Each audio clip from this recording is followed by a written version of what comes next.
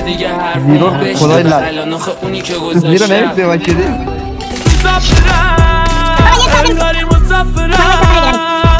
به ناموس تنهایی بی خدافزی خیلی بدم نفسای آخر من نباشی روز مرگ من فکر کنم عشق و عاشقی با من بهم قول داده بودی تو رابطه نری زدی زیرم از بالا بهتری من بی تو لایه اینا آواره ترین و روانی هم خاطرات با هم همیشه قول داده بودی باشیم پشت هم ولی از دست گذاشتی روی نقطه ضعف کاری کردی که با خودم کنار نیام به خودم فوش بدم کاش